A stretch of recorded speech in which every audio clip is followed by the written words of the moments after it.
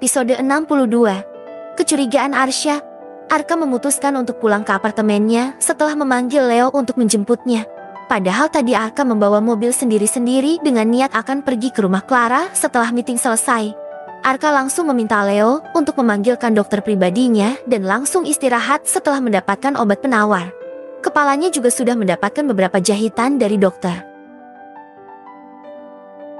Arka tidak mau ke rumah sakit dan akhirnya sang dokter membawakan perangkat medis yang lengkap ke apartemen Arka.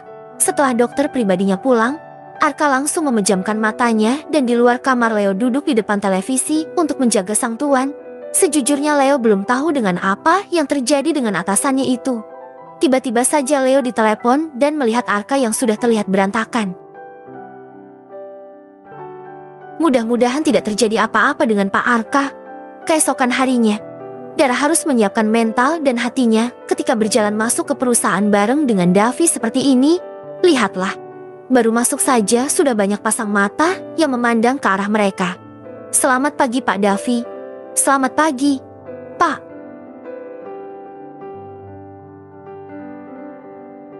Selamat pagi Bu Dara. Pagi Pak Davi. Pagi Bu Dara. Para karyawan menyapa mereka. Bukan hanya Davi saja, tetapi ada juga yang menyapa Dara kalau yang kenal. Karena memang tidak banyak yang kenal dengan Dara, karena wanita itu hanya staf biasa di bagian keuangan. Tentu saja mereka juga banyak yang heran kenapa Davi berangkat bareng Dara. Padahal, selama ini Davi biasa bareng dengan Lila. Banyak yang bertanya-tanya, kenapa Pak Davi tidak pergi bareng Bu Lira seperti biasanya? Kenapa sekarang malah bareng staf biasa? Tentu banyak yang terheran-heran melihat pemandangan luar biasa itu. Apalagi Davi tiba-tiba menggandeng tangan Dara saat hampir mencapai lift. Senyum mengembang Davi berikan pada Dara. Wajah Dara langsung terlihat bingung.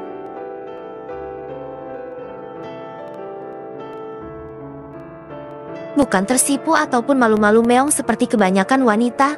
Tentu karena Dara tahu jika hal tersebut dilakukan Davi demi mempermulus rencana mereka. Total sekali aktingnya Pak. Bisik Dara saat mereka berhenti di depan lift. Dan tentu saja itu lift khusus untuk para petinggi perusahaan. Memang harus begitu. Kamu juga harus total karena kamu saya bayar. Balas Davi semakin mendekat, kan wajah ke arah telinga Dara.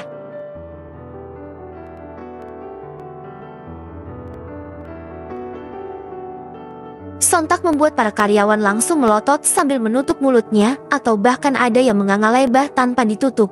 Melongo istilahnya. Mereka tidak menyangka jika Davi memperlihatkan kedekatannya dengan salah satu karyawan di perusahaan milik CEO itu. Pintu lift terbuka. Dara dan Davi melangkah masuk dan beberapa saat kemudian lift hampir tertutup. Tetapi tiba-tiba ada sebuah tangan yang menahan pintu tersebut dan masuklah seorang wanita yang terlihat tergesa. Bu Lira, pekik Dara. Dia langsung menarik tangannya dari genggaman Davi. Tetapi genggaman pria itu begitu kuat hingga Dara kesulitan untuk melepaskannya. Lira hanya tersenyum menanggapi Dara. Wanita itu langsung menatap Davi yang tidak menatap ke arahnya. Ada rasa sakit di hatinya ketika diabaikan seperti ini. Bahkan tangan Davi pun menggenggam tangan Dara. Erat. Pak Davi, jangan lupa jam 8 nanti ada meeting dengan salah satu klien dari Australia. Ujar Lira memecah keheningan. Ya, terima kasih sudah mengingatkan. Jawab Davi datar. Lira benar-benar tidak suka dengan sikap Davi yang seperti ini. Bahkan pesan-pesannya selama ini tidak dibuka oleh pria yang telah mencuri hatinya itu. Sama-sama, sudah kewajiban saya. Ujar Lira akhirnya. Dara merasa jika lift itu terasa begitu lama membawanya ke lantai 5. Padahal biasanya juga cepat kok. Kenapa ini lama sekali? Tangan Dara bahkan sudah berkeringat karena sejak tadi Davi sama sekali tidak melepaskannya. Dara tidak suka dengan situasi di dalam lift ini.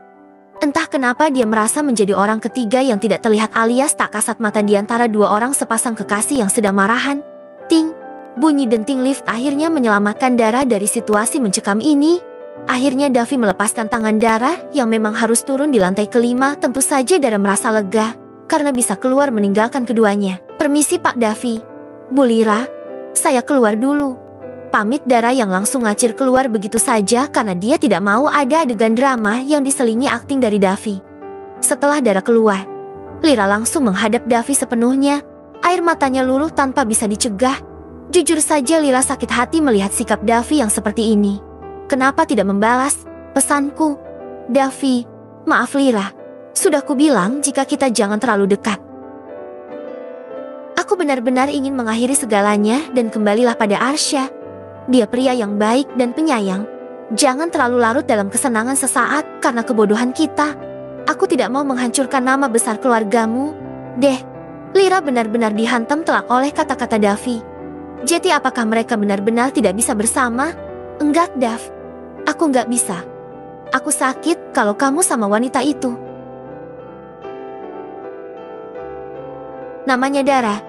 Ya, Dara. Apakah kamu benar-benar cinta sama dia? Nggak mungkin kamu secepat itu beralih ke lain hati. Davi menghela napas. Semuanya bisa berubah Lira. Kamu harus paham jika kita tidak bisa bersama lagi. Aku sudah memiliki Dara dan kamu kembalilah pada Arsya. Lira hanya diam tanpa membalas ucapan Davi sampai mereka keluar dari lift. Jeti, lo benar-benar sama Pak Davi. Sejak kapan? Bisik Willa. Sebenarnya Dara begitu malas meladeni pertanyaan seperti ini. Tetapi mau bagaimana lagi? Tentu dia juga harus menjawabnya kan? Belum lama, kami bertemu tidak sengaja dan setelah beberapa kali pertemuan ternyata Pak Davi tertarik sama gue. Dan sebaliknya, jawab Dara. Itulah jawaban yang sudah dirancang Davi untuk orang-orang yang menanyakan tentang hubungan mereka pada Dara dan sebaliknya. Kok lo nggak cerita? Sih, malu Will. Iya kalau kami jodoh. Kalau enggak kan malunya setengah mati. Jadi mending gue wedding dulu. Setelah semuanya jelas baru kita go publik. Wah, Dara. Apakah sudah patut dikasih penghargaan sebagai best aktris? Kalau kamu tahu bagaimana rasanya menjadi selebritis dadakan seperti yang dirasakan Dara.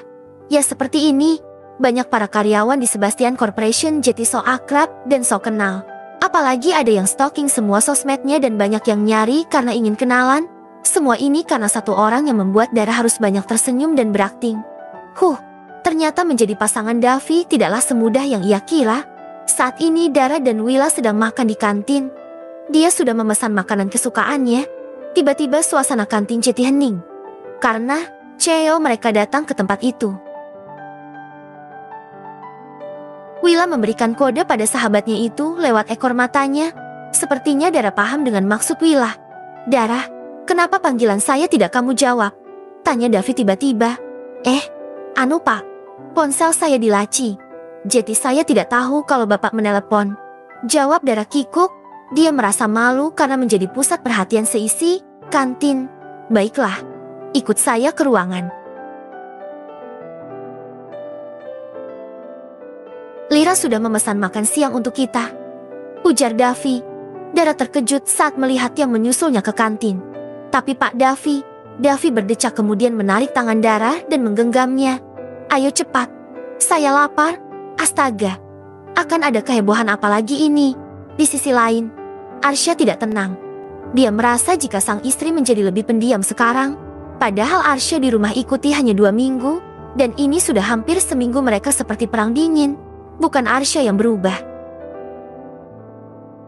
tapi Lira yang menjadi tertutup dan sering menghindar. Mereka masih tidur seranjang. Lira juga masih melayani kebutuhan biologisnya, tetapi rasanya begitu berbeda. Biasanya jika setelah berhubungan intim Lira akan bersemu merah dan tersenyum lebar pada Arsya, kemudian berpelukan hingga pagi menjelang. Tapi beberapa hari ini semua itu tidak ada lagi. Bahkan terkadang Lira langsung tidur dan memunggunginya. Arsya sadar jika istrinya berubah drastis. Tetapi apa yang membuat Lira berbeda? Rasanya dia tidak punya kesalahan sama sekali, tapi Lira bertingkah seolah Arsya memiliki salah. Kepulangannya kali ini Arsya sama sekali tidak pernah melihat Lira yang bahagia. Sebenarnya ada apa? Hanya itu yang ada di benak pria tersebut. Saat ini pria itu tengah mencari sesuatu tentang Lira.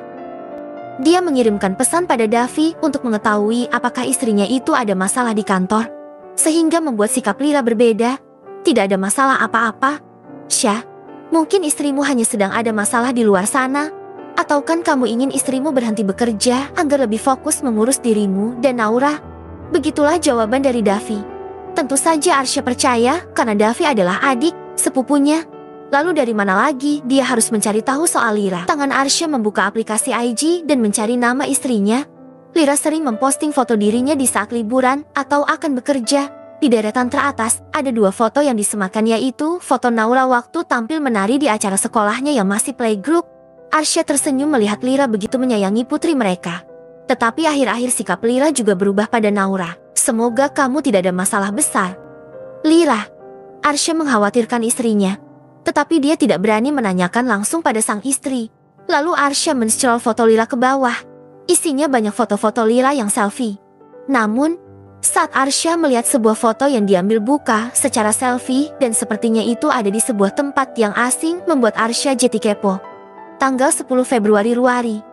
Ini foto 2 bulan lalu dan foto ini diambil di sebuah villa. Tapi di mana villa itu? Gumam Arsya bersambung.